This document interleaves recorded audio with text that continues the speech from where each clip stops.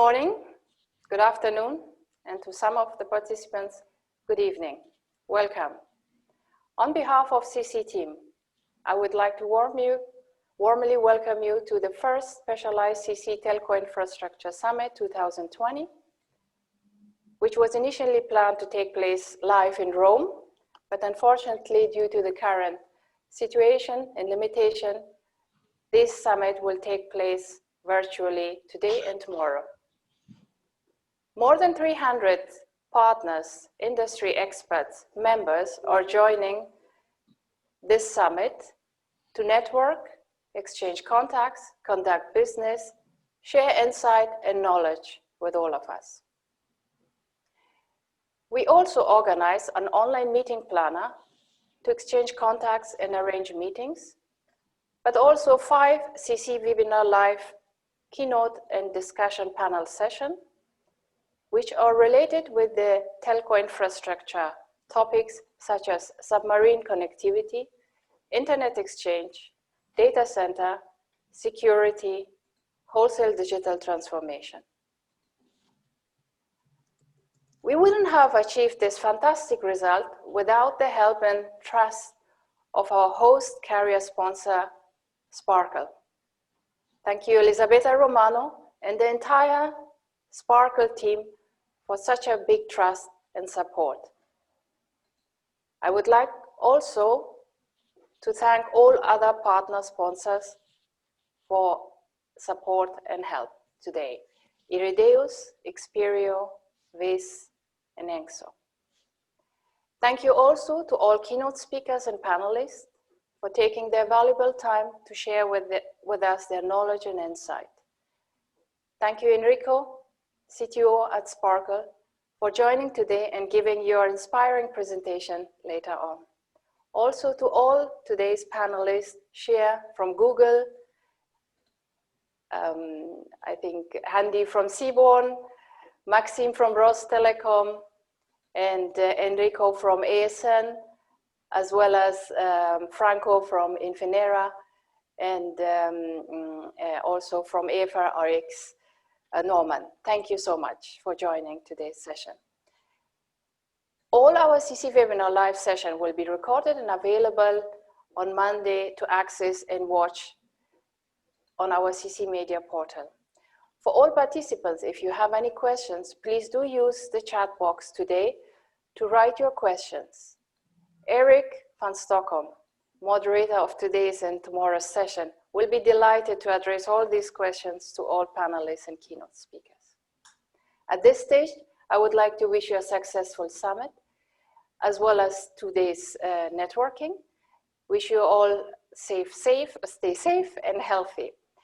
And now I'm delighted to invite Elisabetta Romano to give her welcome speech on behalf of Sparkle and officially open this virtual CC Telco Infrastructure Summit 2020 summit today. Thank you. Elisabetta, over to you. Yes, thank you.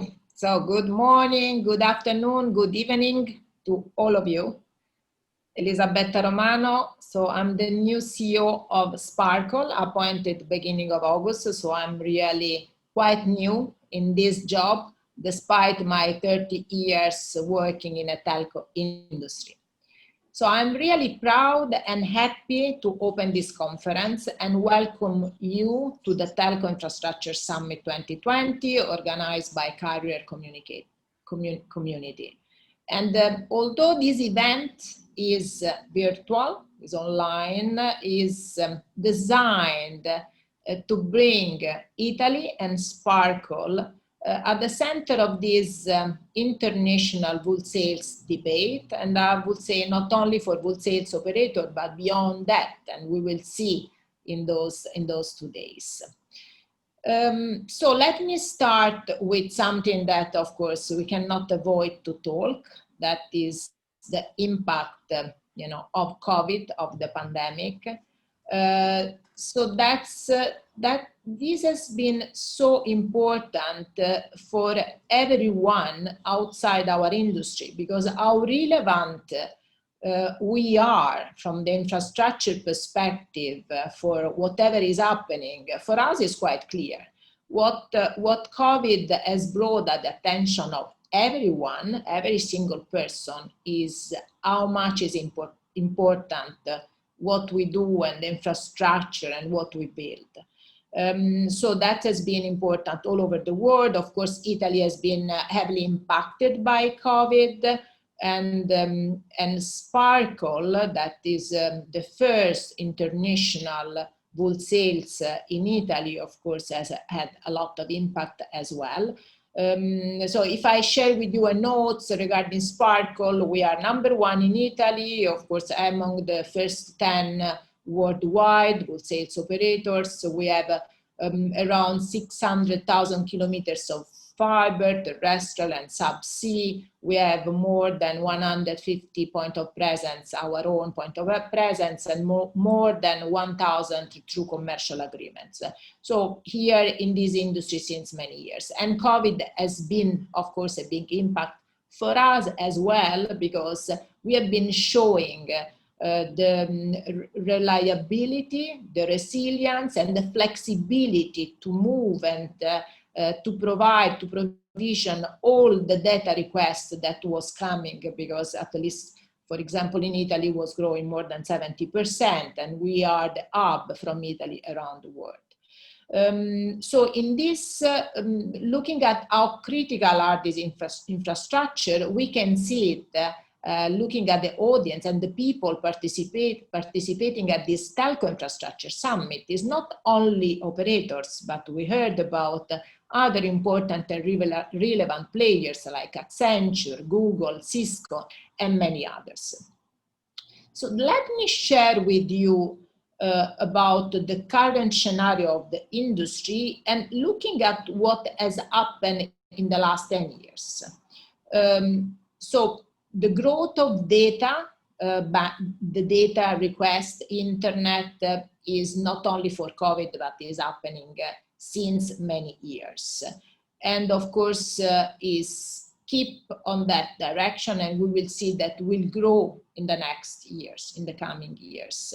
And that's customers are, of course, demanding more capacity also for new things. I mean, we talk about a lot of, we see video streaming, we see gaming, live app. And so this is introducing a concept of latency that is becoming more and more crucial. And of course, we know that other players are working, like the OTT, on this topic. So a lot of capacity, a lot of requests, but even more sophisticated because latency is becoming crucial. Another important aspect that has happened in the last 10 years, of course, has been marked by OTT. Some of them now, we will call it the hyperscale cloud provider rather than OTT. And all these players are, of course, handling a large part of international internet traffic. And often they build their own infrastructure. If we see what's happened, for example, in Sparkle since the last probably 10 years, 15 years, a lot has been changing in our relationship with them. So that is it's changing the game, and we have to see how will be modified in the coming years.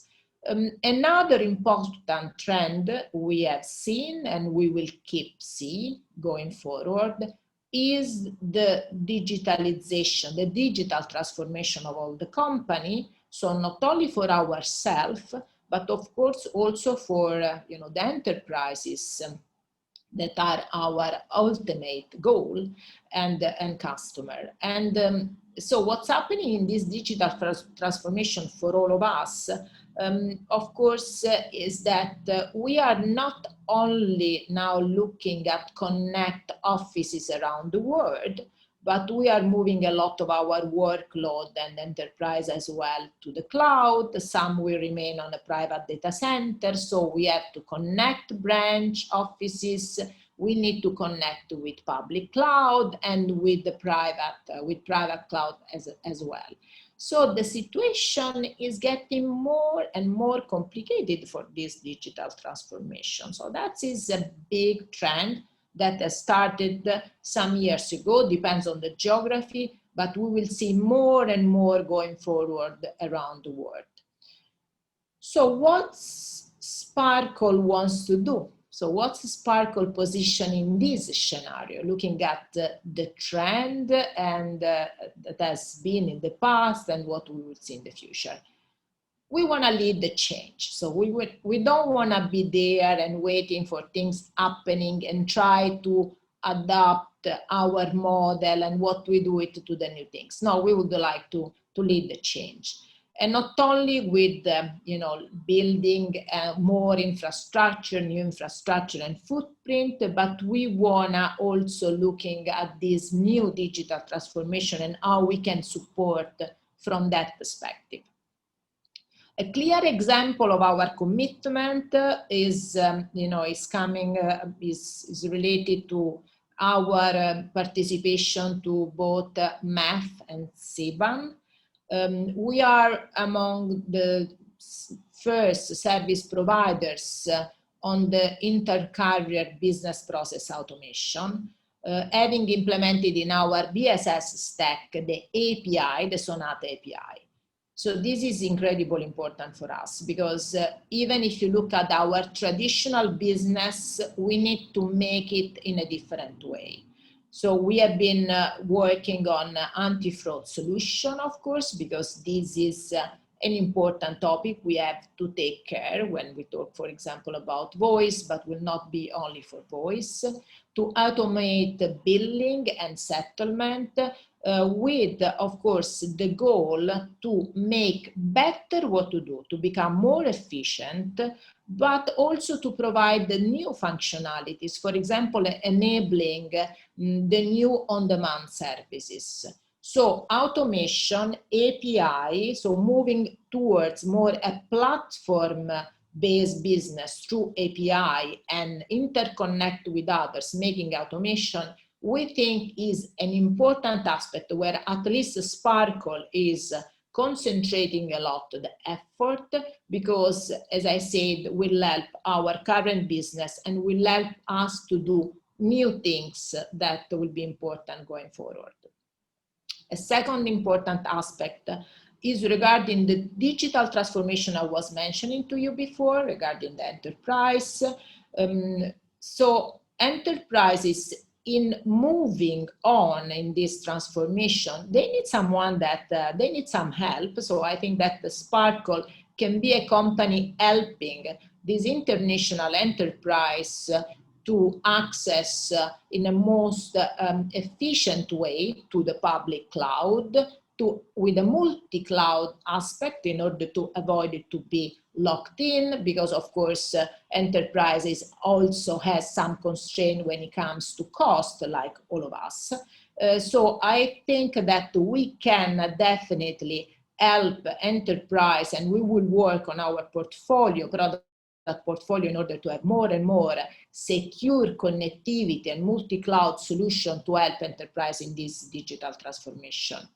Another important point that is a pillar of our strategy going forward is our repositioning, how we reposition regarding cybersecurity.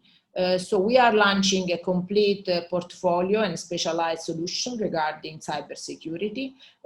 This is built on top of our service operation center or our SOC. And we have acquired a lot of experience in the last years thanks to the Golden Power Decree of the Italian government, because we are considered the critical infrastructure of the Italian country. That has been, we had to do a lot of work in order to be sure that the security for ourselves, so how to protect ourselves, our data center, our point of presence. So that's why we have been building this security operation center. So now all the effort we have done in order to make ourselves more secure and all our infrastructure, we wanna put these at support and serving our customer based on this experience. So as you see, there is a lot of things that is going on. Sparkle, we really wanna be a part of this industry transformation and bringing new technology, new idea, and a lot of effort with our competence to contribute in a nice way to what we see going forward.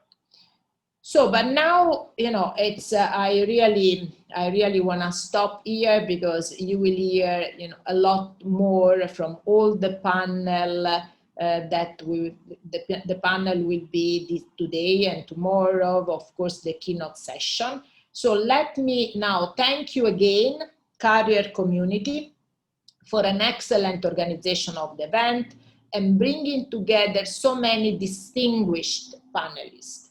Let me also share, finger cross, that we can have a second edition of this summit in Rome, but physically together next year. So that is really my hope, that we can meet and handshake, whatever will be next year in Rome, and see and share notes on what has been happening during 2020 and 2021. So I really, that is my hope. So I'm looking forward for the next one.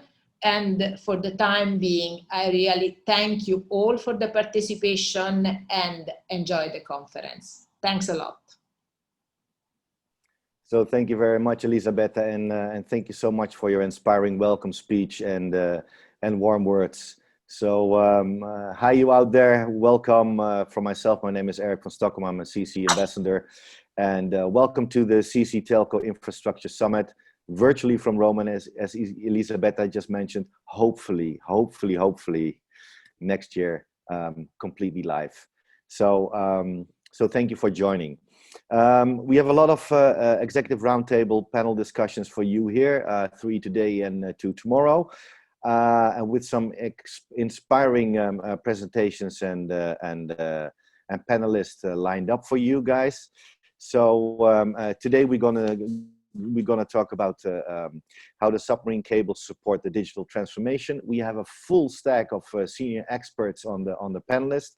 But before we start, I would really give the word first to the CTO of Sparkle, Enrico Maria Bagnasco, and he's going to talk to us about the capacity challenges in the digital area and actually what is next out there.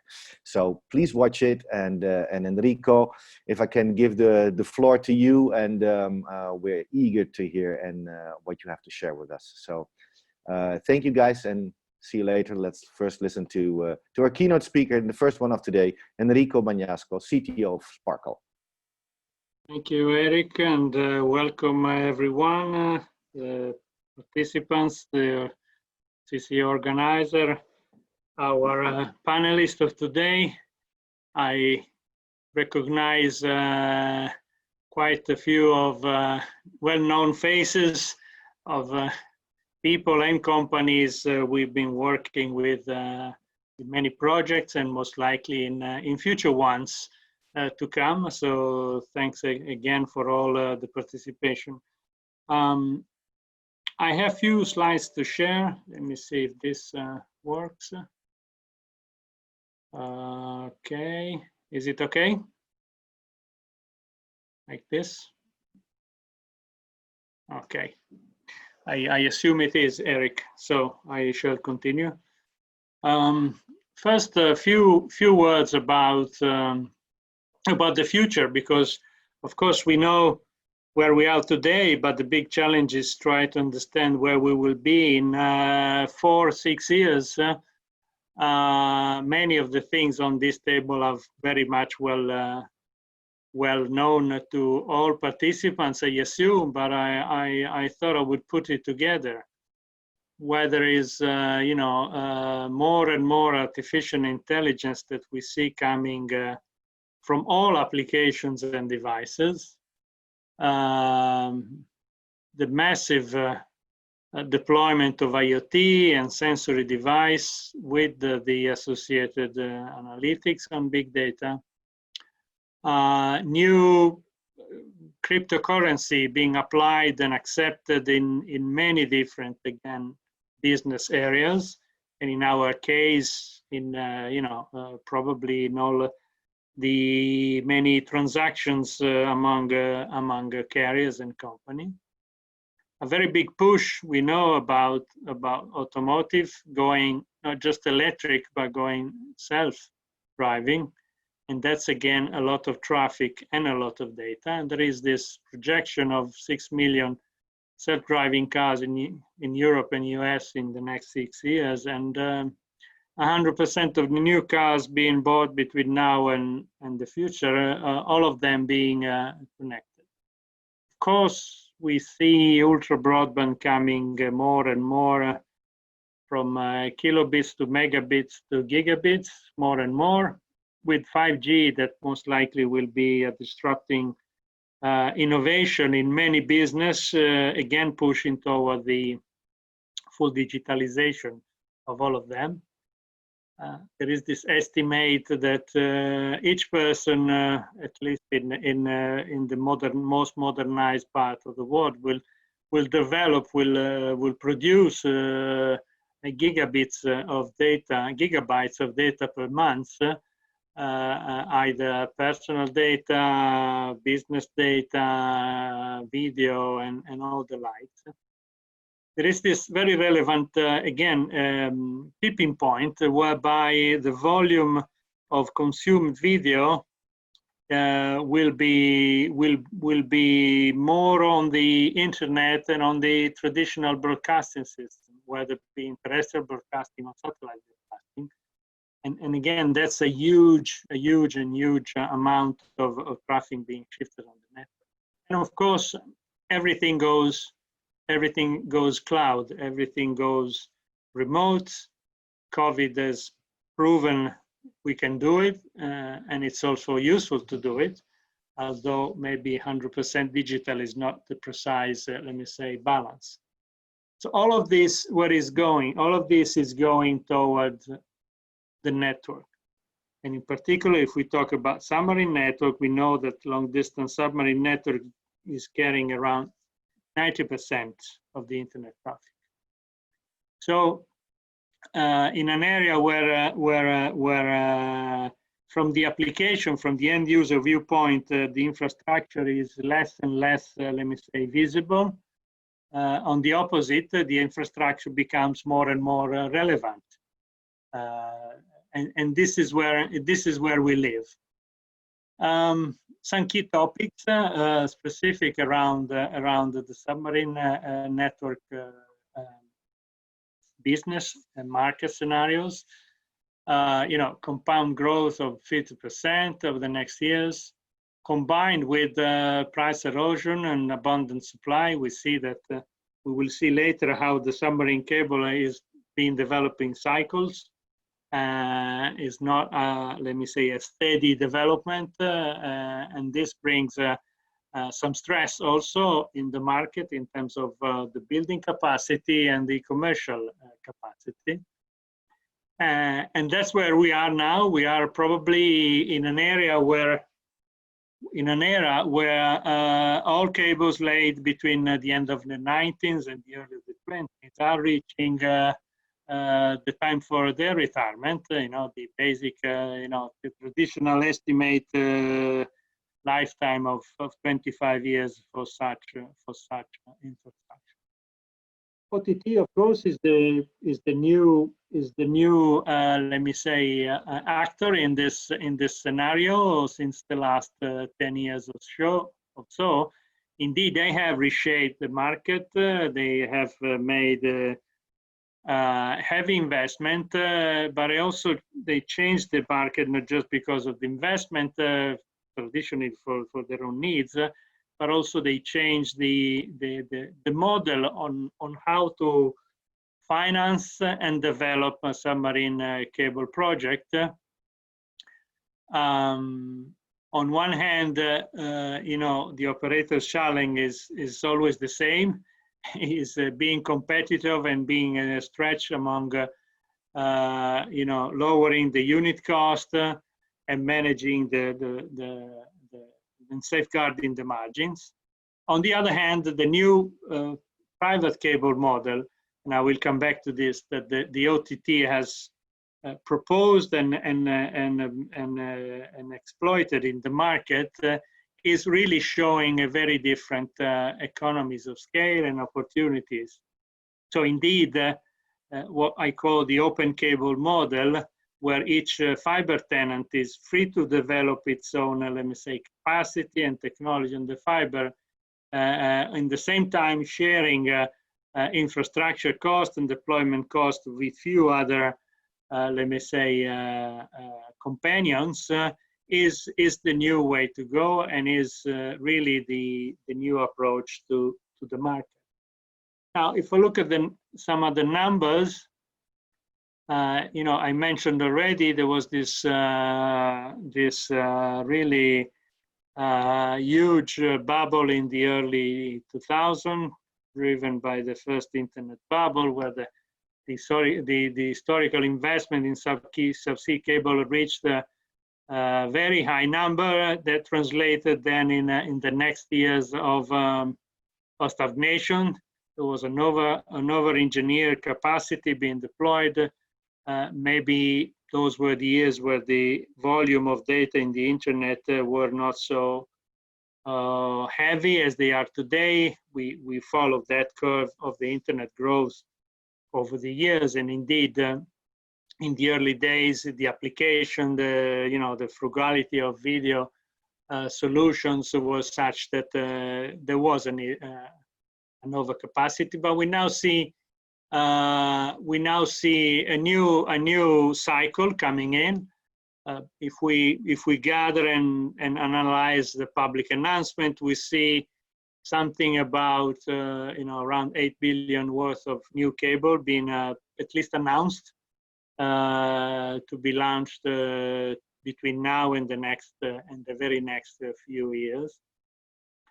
But of course, there is a very different landscape, because most of this capacity, or at least a lot of this capacity, is heavily underwritten by OTT, or developed by them, or together by them with carriers.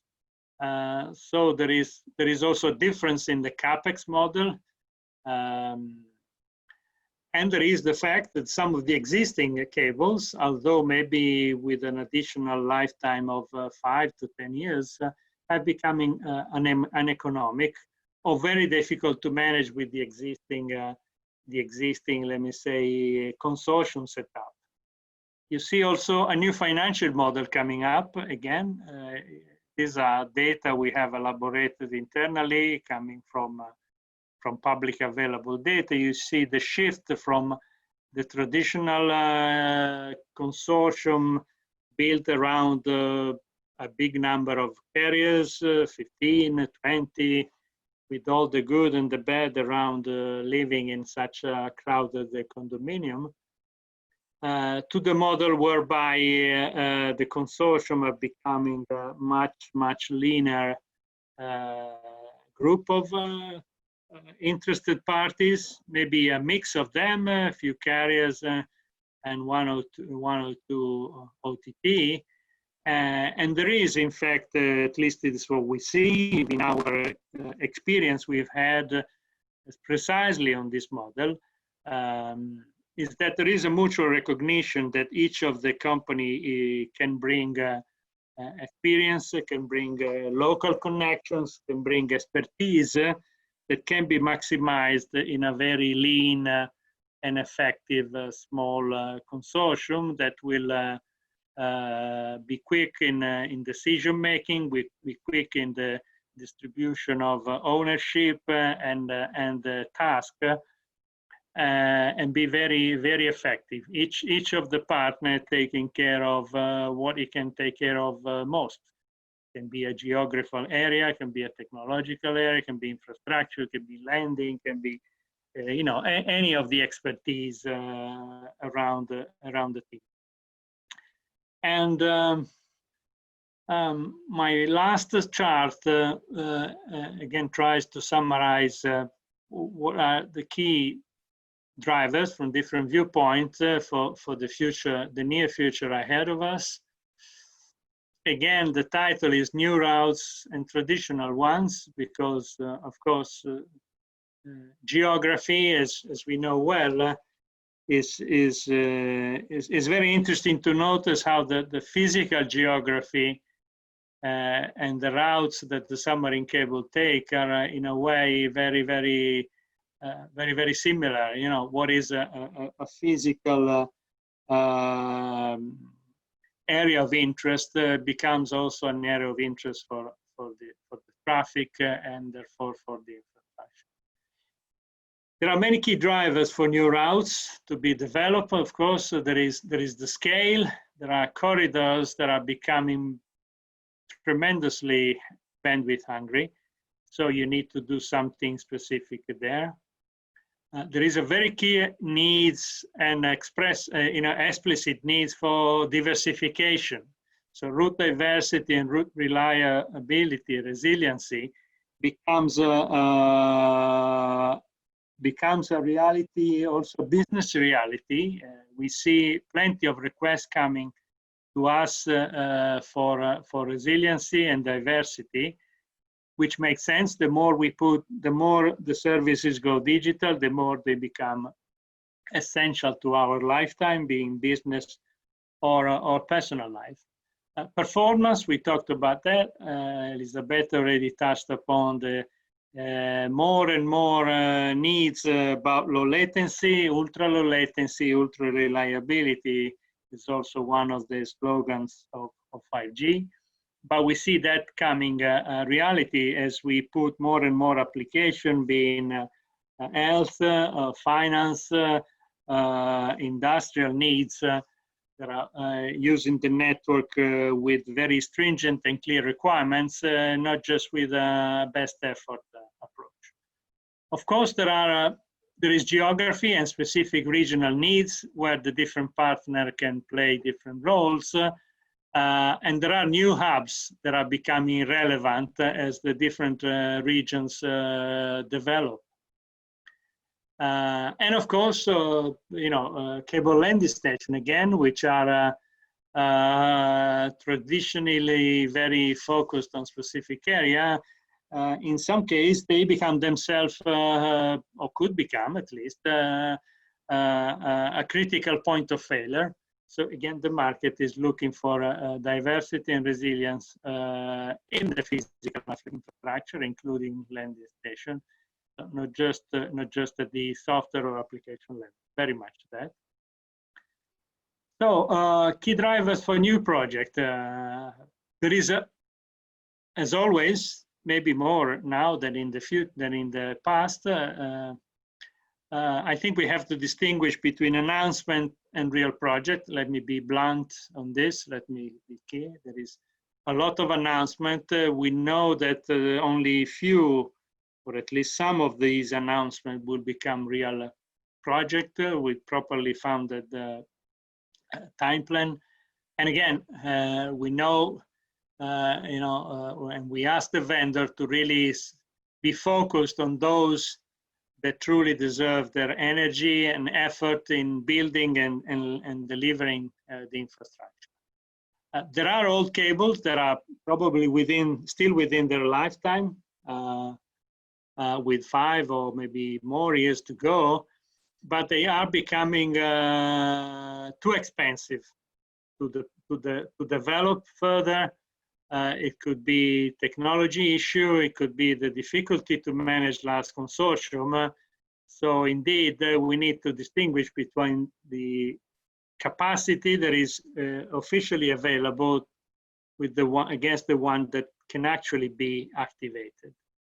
So again, the drive to lean partnership, which is a key asset as much as the new technology. New technology, by the way, is becoming more and more interesting.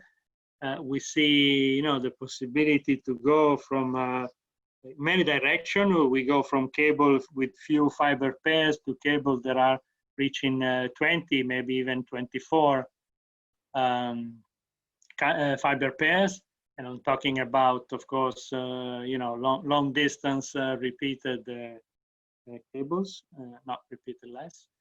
There are on the single fiber, we can used to be able to put 6 and 8 tera, then 12, and now is 18. And I'm sure the next few years we will move on again on the same fiber. There are also some side technology we could consider, we should consider actually, to make our infrastructure more intelligent. You know, we talk about IoT, we should consider IoT to be integrated in our infrastructure. And there are many things we could do with additional technology. We could do, of course, predictive maintenance in our submarine asset, in all our infrastructure, I think, to have a much better, let me say, not just lifetime, but also service availability.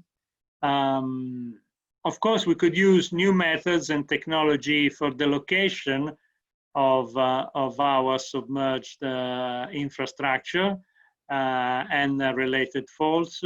Again, in the light of reducing the cost of operation, the cost of repair, and the time, the time to repair, which in some cases is a very critical, let me say, point.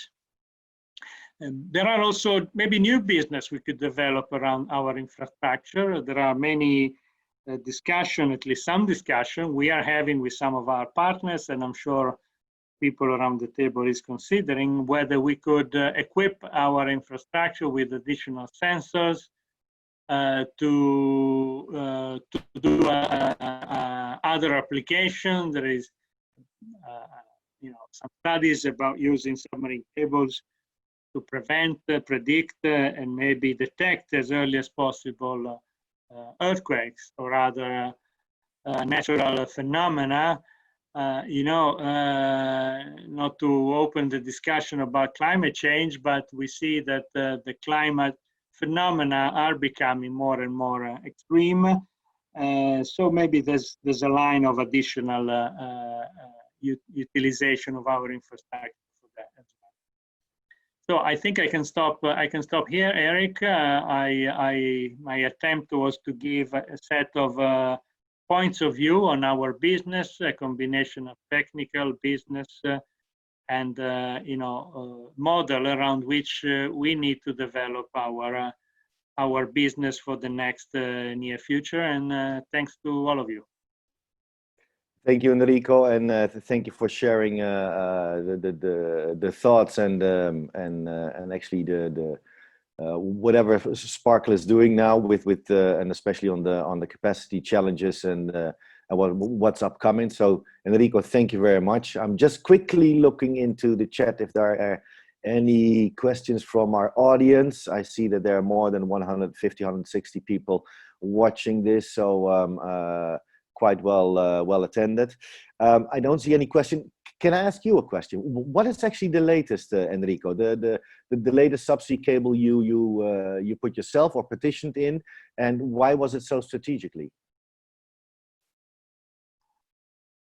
I'm not sure I'm allowed to answer this question. Not the future, the last one. I'm talking about the last one. The last one. The last one is I could say, I think the last one success story we have, and it's done with our good let's say colleagues and friends in Google. I see Shira attending the meeting.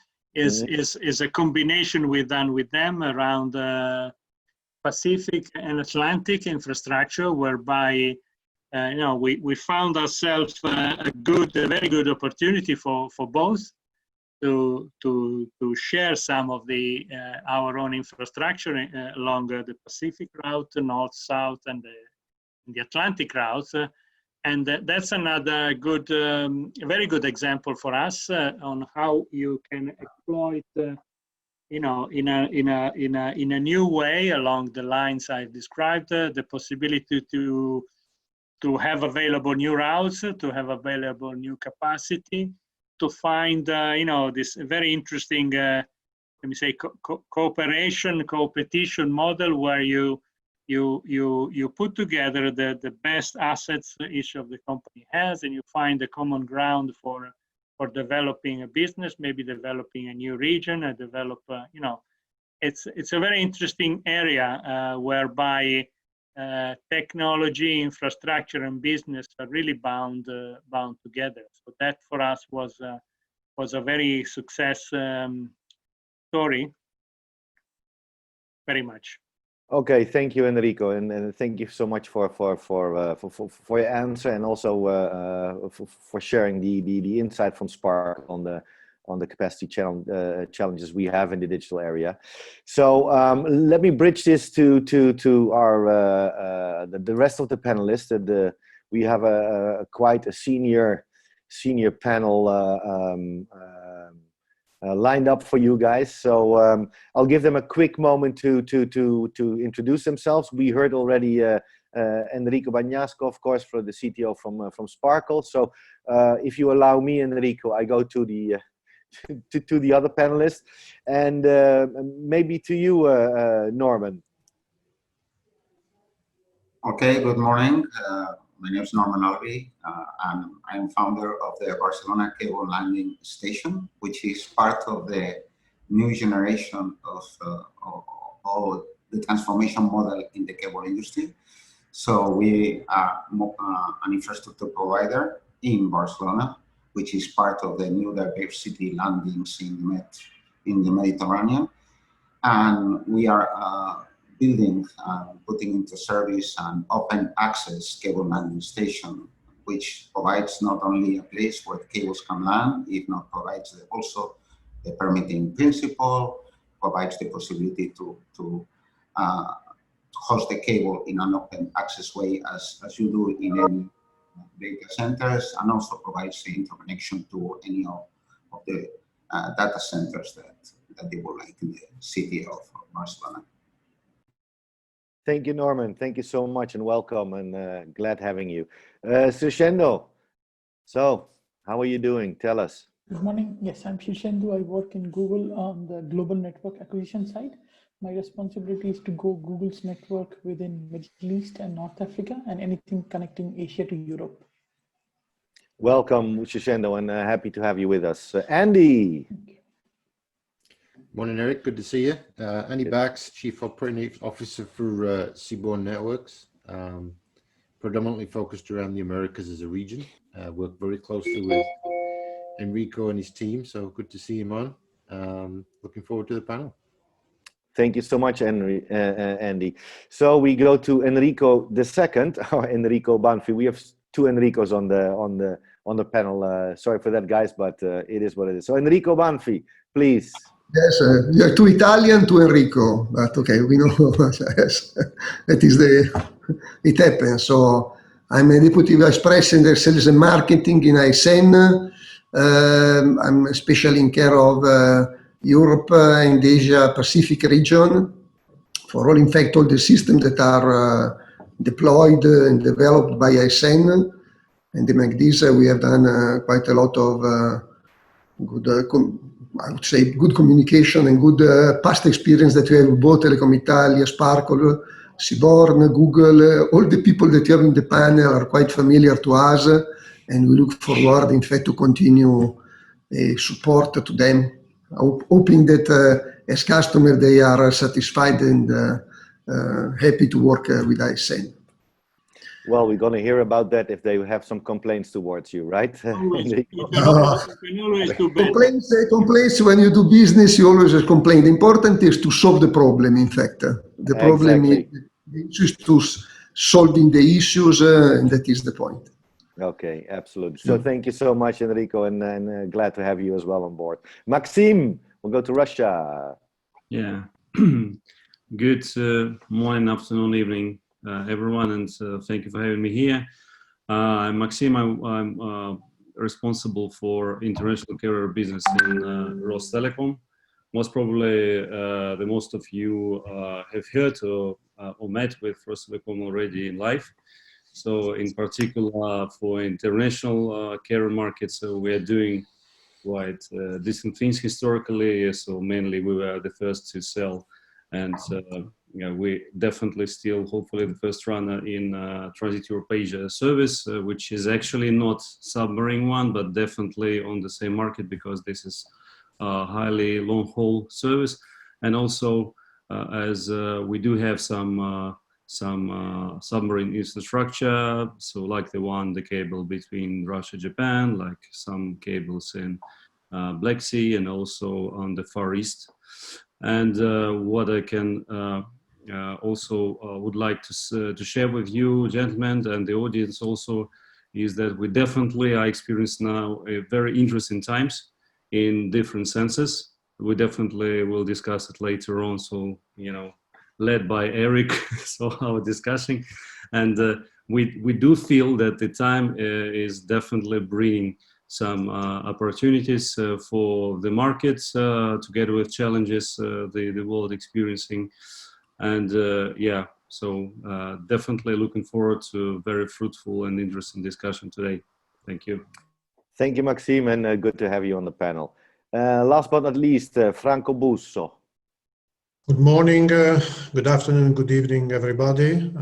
My name is Franco Busso. I'm Vice President for Infinera, responsible for Southern European market. So basically the Mediterranean, north side of the Mediterranean. Infinera is an optical vendor. It's a company that is more or less 20 years old, but we made a great progress in this field. We are known as to be a company that introduced a lot of innovation into the market. And as all the other panelists at the introduction said, this is a challenging time, but in every challenge, there are a lot of opportunities. So we're looking forward to see all the, let's say, phenomenon that Enrico Bagnasco described in his presentation regarding the significant shift that there are in the optical market domain, and especially subsea market domain in these recent years as a big opportunity. So let's say very happy to be invited in this panel, and I hope that definitely we provided a vendor's voice in this panelist. Thank you. Thank you so much, Franco, and as well for you. Good to have you on the panelist. Now, to move ahead, guys. I mean, the topic is how submarine cables support the digital transformation trend. Let's help the audience a little bit. The digital transformation landscape and the trend. What are we talking about? And maybe Enrico Bagnasco, I mean, I can ask you first, and you quickly tipped on it already in your presentation. So what are we actually talking about, and how do submarine cables support it? What's your view on this? Well, there is this figure, actually, I can't tell whether it is actually true, but what everyone says is that 90% of the internet traffic is carried by submarine cable. I assume, of course, along the international routes and long distance routes. The relevance of digital service in our life, professional and personal, including this panel we're having today in digital form, I think is very well understood by everyone, and the trend whereby more and more services will require a high performance network to be delivered is very visible to all. Not just in performance, not just in terms of speed, but also in terms of latency, in terms of availability. So meaning that the performance is 24 hours a day, it's not just one day off, on and off. So, you know, we are one of the pillars. We provide and manage and build and manage one of the pillars of the professional and personal life of everyone, I guess, and all companies. The other pillar being the cloud infrastructure, of course, so the computing, and maybe the third pillar is the device infrastructure, but we are one of the three. And the pressure to do more capacity, more availability, more performance is on us. Of course, we transfer some of this pressure to infrastructure provider. We transfer some of this pressure as carrier to the vendors. We find innovative way to build it with lower capex or smarter capex than the traditional way. So we are stuck in this equation of doing a lot more with a very relevant price erosion. But on the other hand, if we don't do it, most of the service everyone uses for their professional or personal life will be affected. So it's a very, very challenging position for the whole industry, not for the carriers.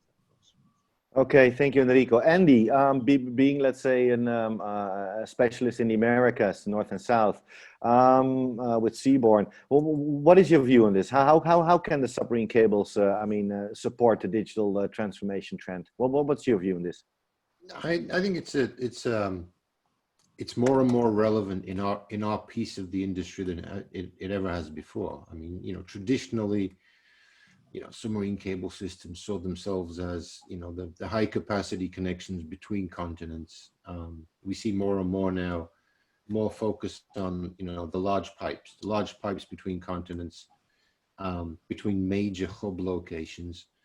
But when you look at, region on a region by region basis, and I like you said, I specifically looking at the Americas, I think for us, our value piece in this whole puzzle is bringing, when you consider all the different sources and applications that we use day to day, whether it's at home, at work, at play, at school, medicine, in the hospital, whatever it might be.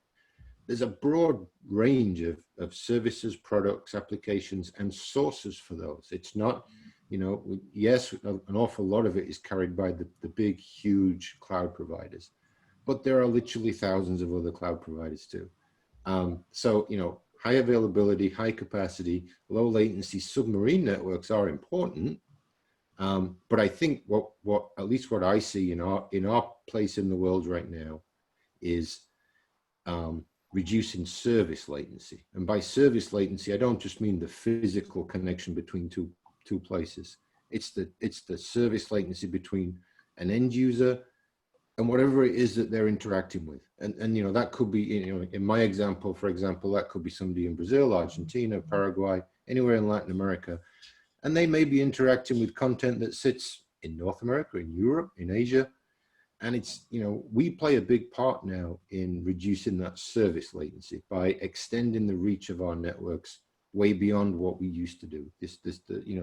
Further developing the idea that, the cable station to cable station infrastructure is kind of a thing of the past now. It's pop to pop, and further developing that, reaching further into the networks that we serve, but also on the other end of those cables. So, serving the Americas as we do, on the other end of the cable, then reaching further and further into all the provider networks and content networks that we can to reduce that service latency. So I think there's an awful lot of focus now on latency with regard to services, as opposed to, you go back 5 years or so, it was all about physical latency. How quick can you get from one continent to the other? That is important, but it's kind of mute if when you get to that other continent, you then have to transit 15, 20 different networks to get to the content that the user is actually using. So I think we play a much larger role than sometimes we give ourselves credit for.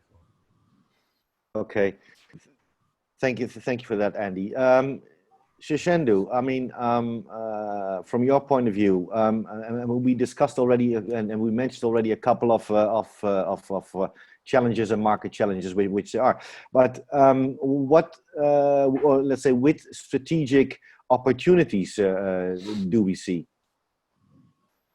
So with the recent geopolitical changes which are happening in different parts of the world, there are new routes which are getting available. So as any infrastructure companies, we are looking at how do we diversify our investment? Like, is there a new route which is available, which can help us increase the network reliability? So network reliability is a very key driver for us. And we look at black swan cases where there are some challenges around one particular SPOF, which we would like to avoid. So instead of all cable landing in France, can we do some diversity and use Italy as another landing point to serve North Africa or Africa as well as Middle East? So these are the things which we are continuously evaluating. The other thing which I would mention is that, as Andy mentioned about service latency, so it's not the optical latency which we care about, we also care about the service latency. So many times what we do is we will build our edge point of presence very close to the user so that we can reduce the service latency for the users and give them a better performance. So we would like to open points of presence in new countries and expand our reach. So these are the things which are happening, but we also are focusing on enterprises by becoming a cloud operator. And that means that we now have to look at low latency routes also. So our interest for low latency has also increased further in this space.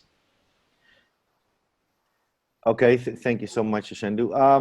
Franco, what's your point of view? Where do you see the strategic opportunities?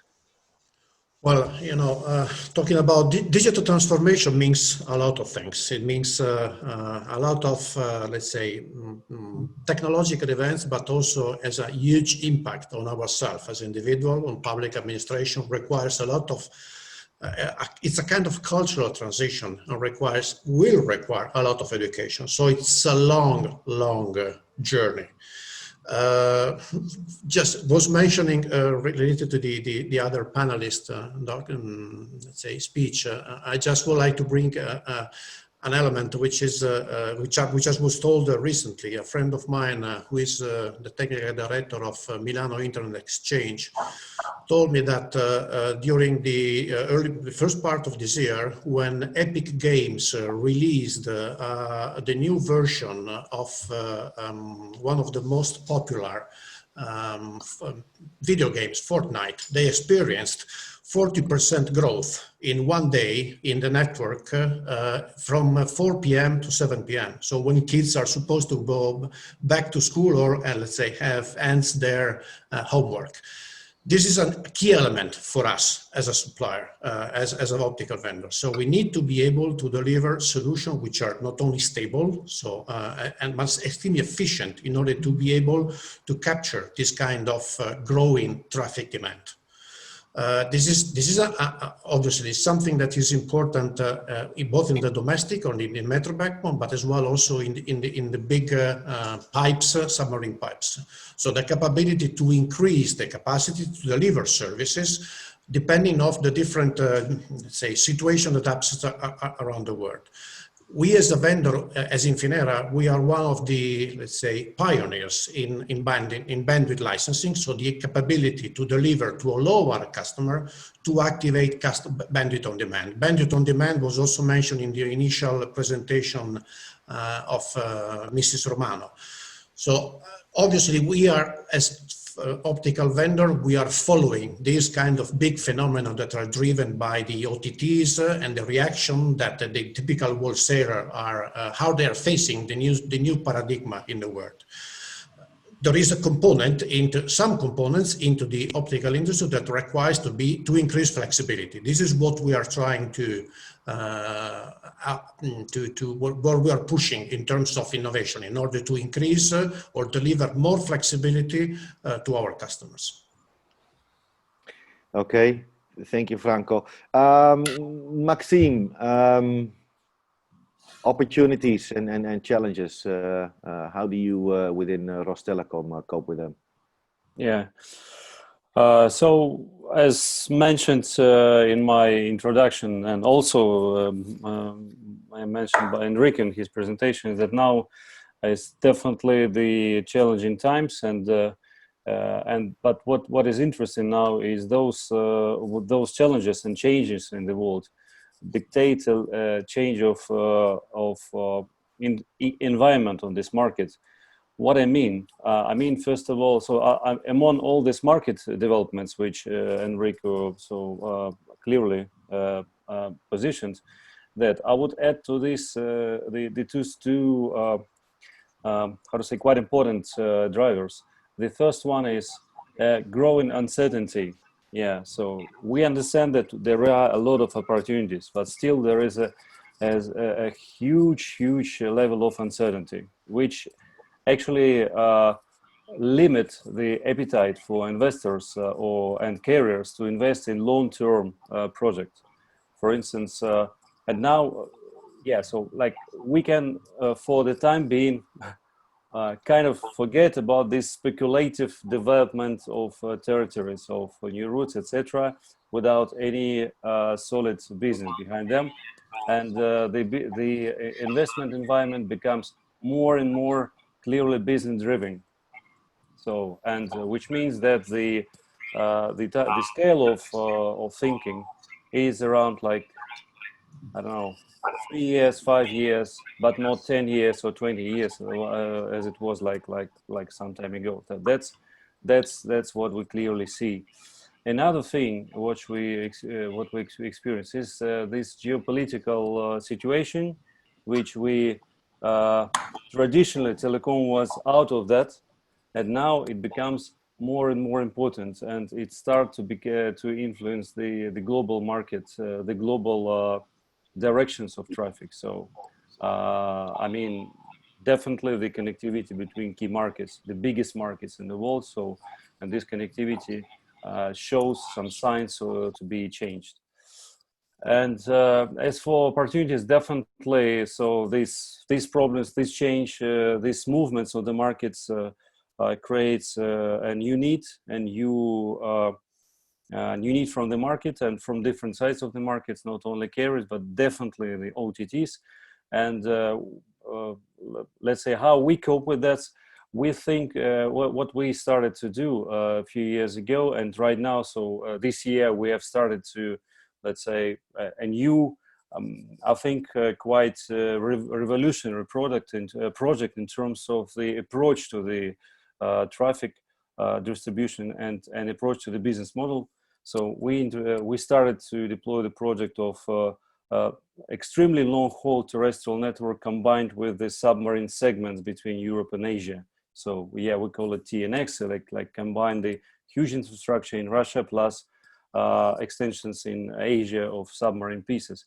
That would mean so the completely so a new approach will be introduced, so that it was unthinkable before to buy kind of infrastructure from end to end for tens of thousands of kilometers on terrestrial part.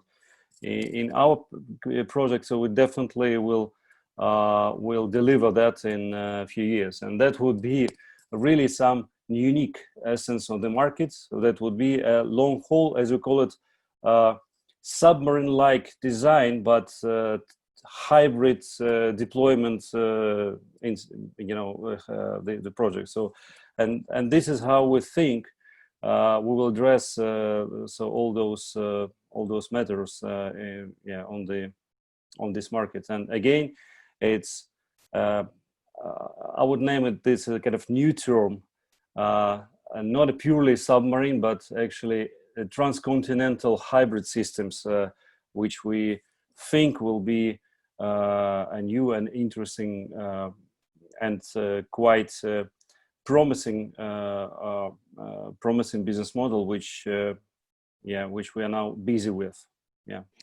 Okay, thank you very much, Maxime. So as well as you mentioned the investments, but also that the partnerships between long haul and submarine are very important. Of course, business models will be adjusted to that. Now, Norman, from your side, Can you share with us a little bit about the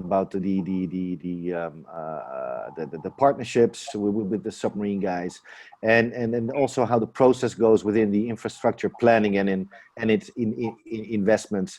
I'm sure you can share some very nice stories with us. Well, first, I would join my colleagues saying that maybe we should say that the digital transformation also has a right to the submarine cables. Because what we're seeing today is that we're seeing these integrated models that we had before, all these construction models being transformed, and now we see new figures appearing, which is both in the area where we are, which is the cable landing stations, but also in the building of the cables, because we see also infrastructure providers building cables all the time to build cables, which in some cases in the Pacific they have been very successful. We'll see them probably closer. Also, we see within this digital transformation data we have in the submarine industry. In our area, we are in the Med, in the Mediterranean, so it means that we have strong level of traffic from the African continent. So we see still that 70% of the sub-Saharan traffic is still arriving to Europe, and higher numbers for Northern Africa. So there's still a high demand on the submarine system side to implement new systems, and we see some systems being built and being successfully, let's say, under the stage. On the other side, also, we see every time more fibers in each one of the submarine cable. As we said before, 20, we're in 16, we're 20. Some systems are being, or some manufacturers, they are saying 24, and probably we will see this in the future. So it means that every cable is a wall by itself, because we have 24 tenants in each one of the cables, so with 24 different interests. So we see a main infrastructure provider, a main carrier who can create the process, or who can build a cable, but then we have a world of needs and that are coming into each one of the cables. So they have needs to interconnect their networks. They have needs to bring this wonderful content close to their customers on their destination countries. So they need to interconnect the hyperscales. They need to interconnect data centers. They need to interconnect trunk fibers. So we see a new ecosystem that before it didn't work this way. So when planning and building a new cable, we have to take into account all these elements, because now before we were in a vertically integrated world. Now we are in a much more open scenario. So we have to be able to accommodate all these needs within the cable and to make, let's say, this process easy. Okay, because within this strategy that we were talking about, diversity, resilience, it's clear that before the systems were landing in one location. Now the systems to provide a good resilience, to provide good redundancy, diversity, they need to have 1, 2, 3, 4 different landings in multiple places, or they need to have multiple systems landing in multiple places. So this changes the whole concept, how the systems are being planned and being deployed. Eric? Okay, thank you so much, Norman. Enrico Banfi, ASN, tell me, how do you see it? Do you see new partnerships? Do you see in investments, in cooperating towards each other? And what do you see? What do you see going on? There's been quite a lot of. I try to be short because we could have a lot of interesting matter to discuss. In fact, but going back to the previous speaker, in fact, there has been quite a huge change in the market in the last few years, probably driven by the presence of the OTTs that are more relevant than ever, development of new routes, new players. So what happens to the submarine industry, to the manufacturing? Because by the end, all this traffic, all this new need, had to be carried by a very solid network. overall, our network, I would say, is quite reliable.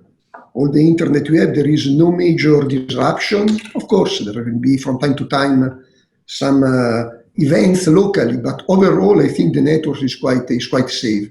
What does it mean? It means that both the investor, the owner, and the supplier, I talk for ISN, have been able to find a way to have a good business model. In fact, now this business model is changing.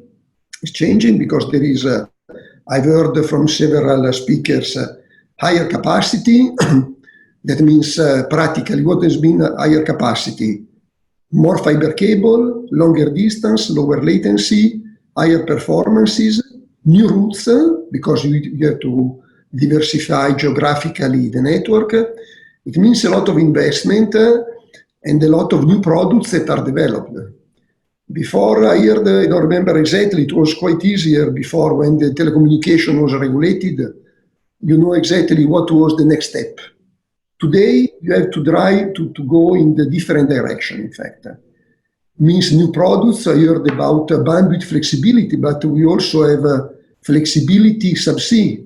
You have to have branching units that can switch bandwidth with components that are below the sea, in fact, and need to work and hopefully not to be maintained for the 25 years. So needs a lot of investment that has to be, in fact, put on R&D, on manufacturing, and we need more and more cooperation with our customer to fully interpret what they need. Before there was a position there, so we could sell what we produce, what we develop. Now we have to develop what is the market demands. So it is a different paradigm. And also, I would like to say that it is not only the technology matter, but also the operational matter, I would like to say, because submarine business, okay, you need to have higher capacity. Of course, you need to have the best telecom products, but you need also to have a cable that is deployed in winter time in a sea bottom that is 6,000 meters. That has to be there forever, basically. You try not to go there and repair. And also you have to have the capability to execute the project. So you must have a project, a management that is able to put with ships, with plows, with very heavy tools, a thin fiber that is a few microns. So it has to be deployed below the sea, in the Arctic Sea, in the Mediterranean, everywhere. So we need to develop quite a lot of tools, not only in the telecommunication part, that is obviously the base, but also on the ships, on the manufacturing, the cable manufacturing plant. And we need to forget, because you do a lot of thousands of kilometers of cable, and then you put in the sea ocean, on the floor of the ocean. So you plan to do something that is not to be recovered in any case. So we need a strong cooperation. There is now a sort of, we see more and more the cooperation between telecom carrier, between private investor, with OTTs that are clearly driving now the new development. And we need to listen to all of them and try to combine the need for them geographically, technologically, to provide the best solution. And then we hope to continue to have to continue to enjoy this kind of cooperation. In fact, that has to be developed on a worldwide basis, I believe. Okay, thank you very much, Enrico. Gentlemen, I see we are running sort of out of time already. Actually, we are already over it, but let's quickly continue a couple of minutes, because, and I want from each of you, I want to get actually a quick view on this one. And we tipped already a little bit on the future, what we should do, but I want to know, and I want to see if we can share with the audience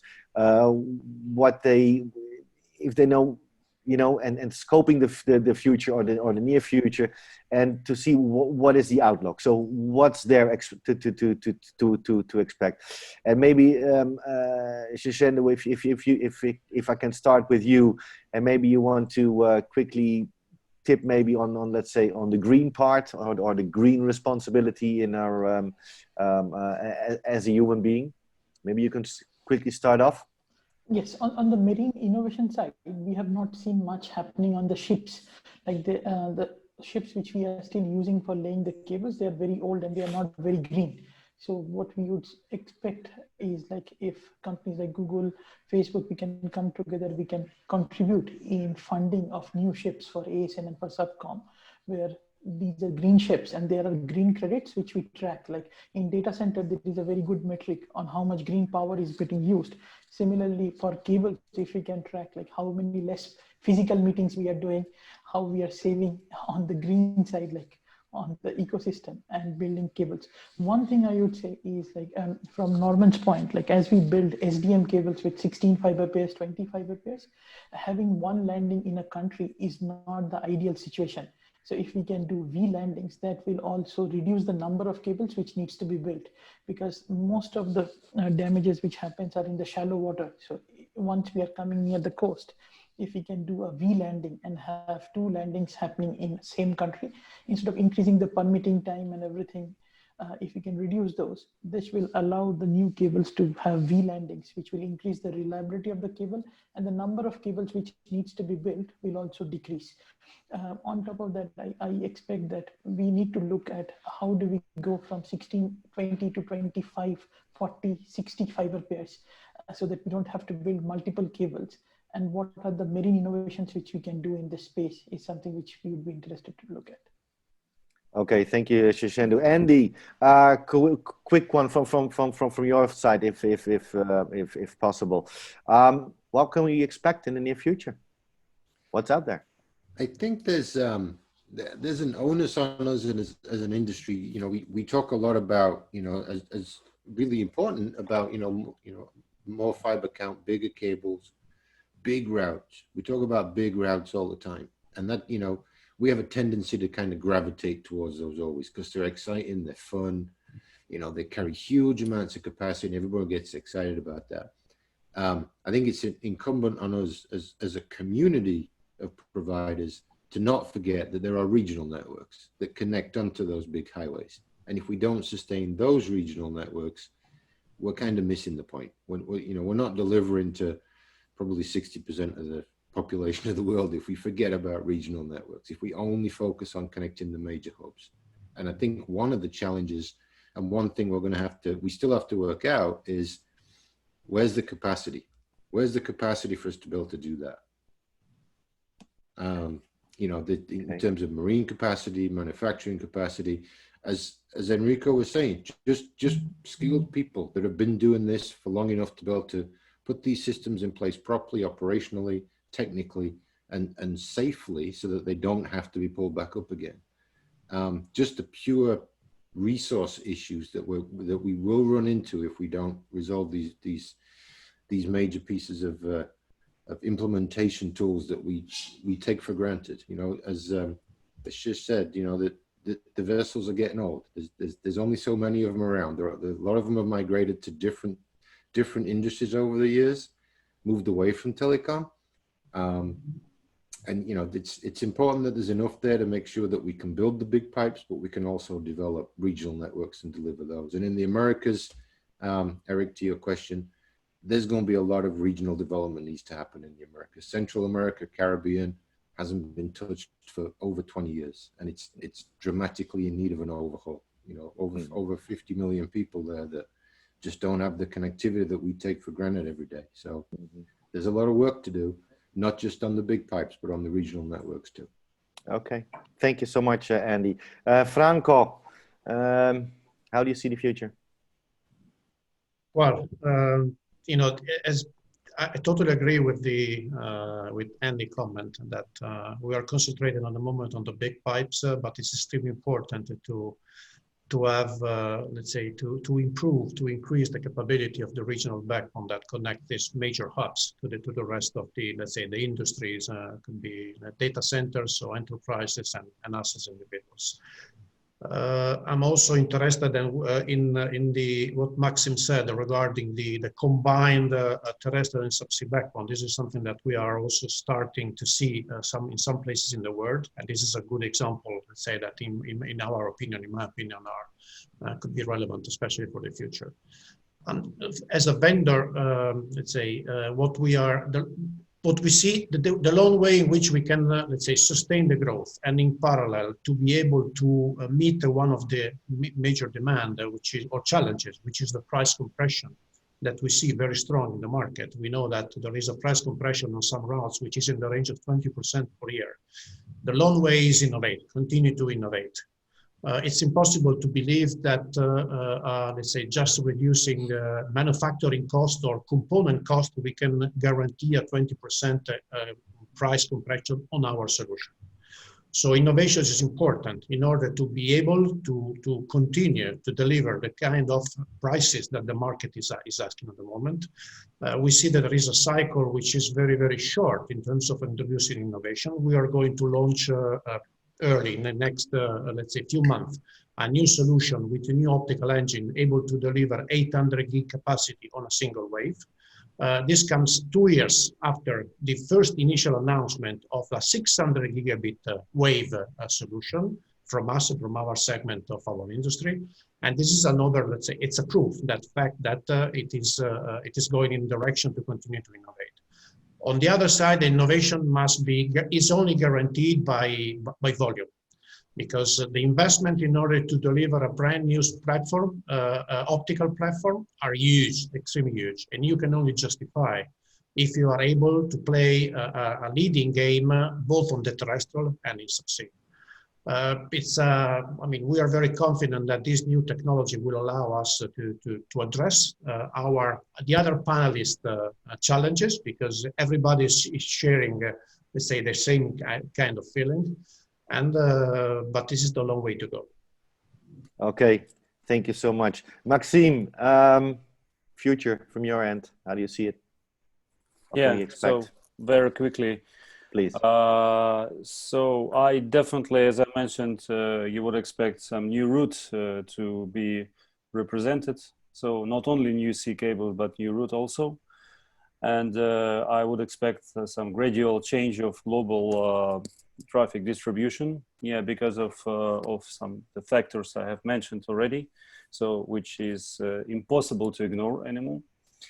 Then at the same time, I would expect a certain amount of a lack of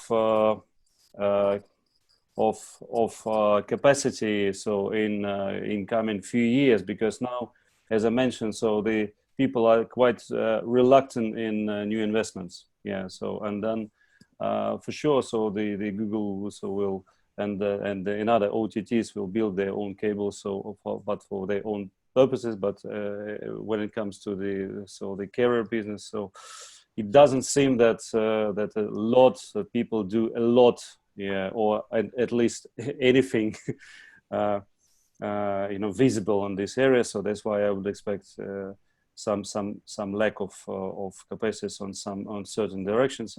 And then we definitely all need to bear it in mind, and at the end, so for sure the future is bright. Okay. Thank you, Maxime.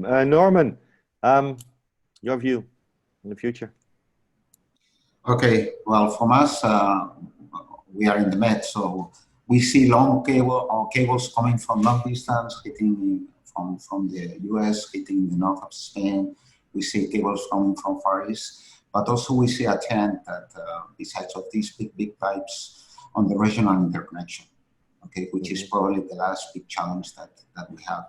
So the big trunks are coming east and west, but there is still a need to distribute all this capacity on a regional basis, and we see that in the Met. So we see opportunities on that. We see also a stress for the next 2 years in the manufacturing side. I think that there are a lot of systems coming on, and probably the big challenge will be that once all these capacity is installed, to have an industry that is sustainable in the long way and is not sort of cycle based as it was before. Okay. We also expect to have some smart components in the cables, and I think we have to contribute to the green aspect. We cross the seas, we cross the oceans, we can get a lot of information from that. This is a big opportunity for climate change, to understand our world much better. And I think we have to leverage on this also. Exactly, and as we always say that the future, the nature does not need us, but we need the nature, right? So there you go. Enrico, Enrico Banfi, scusa. Yes, Future, your side, please. Some quick, some. Very quick. In fact, I think what Shivchenko said, we are in fact developing quite a few things in different direction. Cable in the cable, I think clearly, okay, on the market overall, we have said there is a huge need of developing a new system, new area, new geographical route. So higher fiber count, better fibers.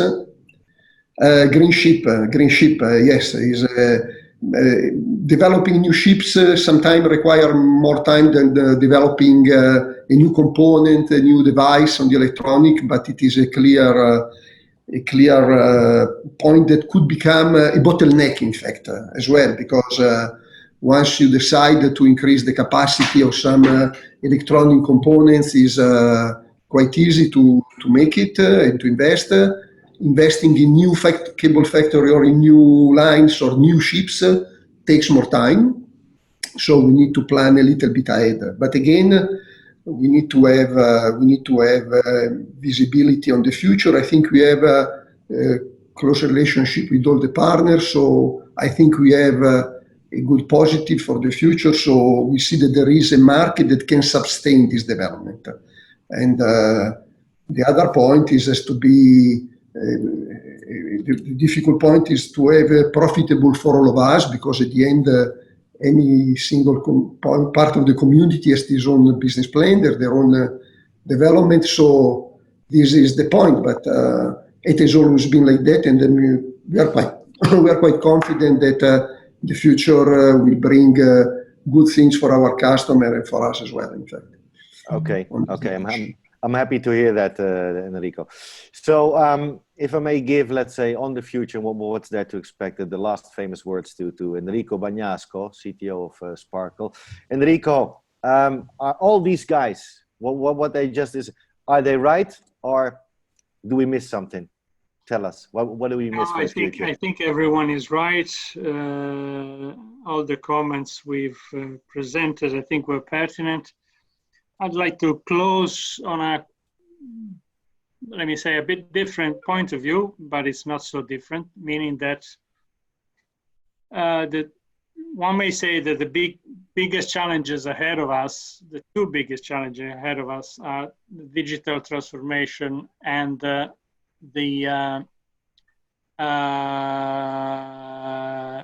sustainability of the environment, okay? The climate change associated with that. I think, and I'm very much convinced, that the telecommunication overall is a key enabler for both the digital transformation and the management of the climate change. So I think the big challenge that this industry has is how to redesign the business models so that more of the benefits that the society and the business will get, both from the digital transformation as well as the climate change management, will be recognized to the telecommunication industry to bring it to a more sustainable point. I think this is, at the end, the key challenge ahead of us. Technology we can solve. The rest is a much more complicated issue. But we should endorse and to make sure we work on that, that will happen as well, correct? So gentlemen, thank you so much. We were talking about how the submarine cables can support, let's say, the digital transformation. I really have to leave it with this because we went 30 minutes out of the time scope, but it was too important exactly to hear all the messages from everybody. We had a huge panel, and then first of all, let me thank Norman, Shoshendu, Andy, Enrico, Maxime Franco, and of course Enrico Bagnasco from the CTO from Sparkle, and for Sparkle for hosting this webinar. I don't see any questions anymore in the chat and in the Q&A. So with you, if you permit me, I would like to close this session. But before I do, and I give over to Vida from the Carry community, I would like to thank you, audience. Thank you for being with us. Thank you for staying a bit longer with us, because I can see the participants, and still almost everybody is there since the beginning. So thank you so much. Thank you, panelists. Thank you, Enrico, for your keynote presentation. Thank you, Sparkle, for hosting it. And from me, it's ciao for now. And let me remind you one thing. This afternoon, we're going to talk about internet exchanges and data centers. So please stay tuned. As from 2 o'clock, we will be there with you. So all the best in Rome, virtually and lively. So thank you so much. Vida, over to you. And see you later, guys. Thank you so much. Thank you. Thanks, Eric.